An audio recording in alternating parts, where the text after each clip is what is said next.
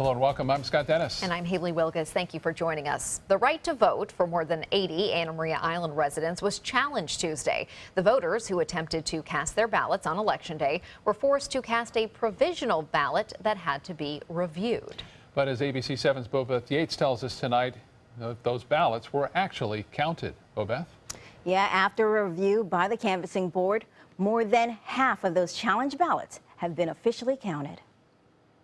But I'm not really talking to you today so much as my husband's wife, as my husband's attorney. Holly Keith is representing her husband, James Keith's right to vote that she says was challenged by Anna Maria Island Commissioner Charles Webb. I've been doing the legal research about what options we have and what are the consequences for somebody just rashly challenging people's votes, especially with no warning and no notice. Filing a frivolous voter challenge can be a misdemeanor, and Holly's husband was just one of 82 registered voters and 16 mail-in voters whose right to vote was challenged. Webb says he did it on the basis that those voters are not Anna Maria Island residents.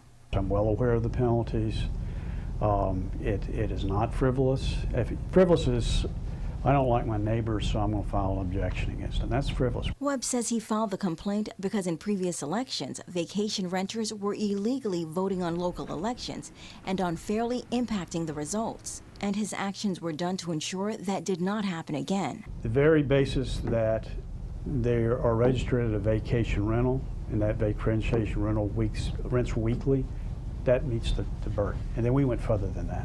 Webb says they also compared property addresses to homestead addresses, and if the information did not match, the challenge was made. But after the Manatee County Elections Canvassing Board reviewed the voter challenges, only 2 of them were upheld, which means the remaining provisional ballots submitted by the challenged voters were counted.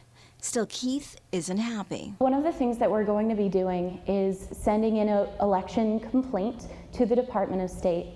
I'm going to be staying in contact with the Supervisor of Elections of Manatee County, and I will be doing my utmost in order to vigorously defend my husband's rights to vote.